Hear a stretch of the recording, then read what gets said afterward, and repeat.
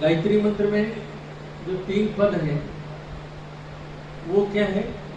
ओम भूर्भुवः स्वः तत्सवितुर्वरेण्यं भर्गो देवस्य धीमहि धियो यो नः प्रचोदयात्। जो पहला पद है तत्सवितुर्वरेण्यम, वो वरेण्यम कि हमको वर्ण क्या करना चाहिए ये सिर्फ बताता है, यानी हमारी उपासना कैसी होनी चाहिए ये बताता है। गायत्री मंत्र का पहला पद तत्सवितुर्वरेण्यम, यानी जो कुछ भी श्रेष्ठ है वही वर्ण करने योग्य है। हम लोग यहाँ पर भी किस लिए आए हैं? कहीं ना कहीं हमने पत्रे जी के विचारों को, उनके सिद्धांतों को, उनके ज्ञान का वर्णन किया है और उसका हमें अपने जीवन में लाभ दिखाई पड़ा है और उस लाभ से प्रेरित होकर के हम यहाँ पर आए। दूसरा पद गायत्री मंत्र में आता है भर्गो देवस्य धीमहि। भर्गो देवस्य धीमहि, धीमहि का अर्थ होता है धारण करना, अर्थात जब जिसे का हम वर्ण करते हैं उसकी जो ज्ञान को, उसके अंदर इतनी शक्ति होती है कि वो हमारे अंदर की नकारात्मकता को, इम्प्योरिटीज को क्या करती है? भस्म कर देती है, भून देती है, हटा देती है। गुरु कौन बन सकता है? वही बन सकता है जिसके तेज से, जिसकी शक्ति से हमारा ज्ञान समाप्त हो जाए, हमारा भाव समाप्त हो जाए और हमारी अशक्ति समाप्त हो जाए, वही गुरु हो सकता है।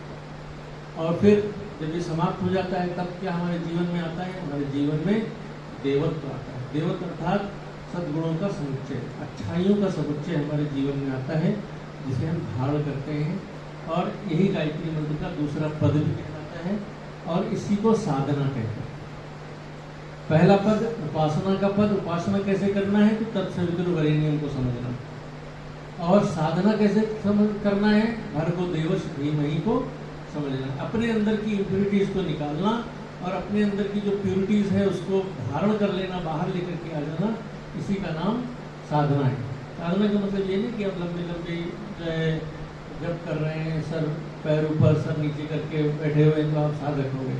साधना का सिर्फ एक ही लक्षण है, यदि आपके जीवन से बुराइयां बाहर निकलती हैं तो आप साधक हैं।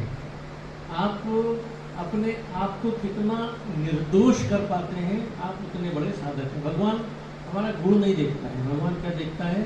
भगवान देखता है हम कितने निर्दोष हैं, हम कितने दिव्य और पवित्र हैं। ये गायत्री मंत्र के दूसरे पद से गुण हमारे अंदर आता है और ये तब आता है जब हम अपने जीवन में कहीं न कहीं साधना को महत्व देते हैं। तीसरा पद है धियो यो नः प्रचोदयात्। जब व्यक्ति साधक बनता है, उसके जीवन में परिवर्तन आता है, तब दूसरे के लिए वो रोल मॉडल बन जाता है। जब वो रोल मॉडल बन जाता है तो दूसरे उसके जीवन को देख करके अपने जीवन में परिवर्तन करना शुरू कर देते हैं। जैसे जिनके आज हम लोग सेकेंड पुण्यतिथि पर एकत्रित हुए, स्थूल शरीर से नहीं है, लेकिन धियो यो नः प्रचोदयात्, जो तीसरा जो चरण है, अपने आप बहुत सारे लोगों के लिए रोल मॉडल है।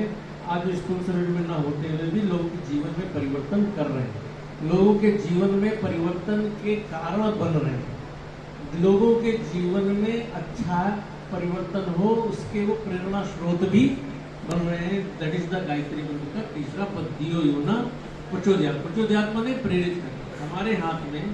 तो जब हम कभी अच्छी शक्ति से जुड़ते हैं, अच्छे ज्ञान पक्ष से जुड़ते हैं, अच्छे लोगों से जुड़ते हैं, तब हमारे जीवन में कुछ प्रेरणाएं आती हैं और वो प्रेरणा पर जब हम काम करते हैं तो हमारे जीवन में बदलाव आता है।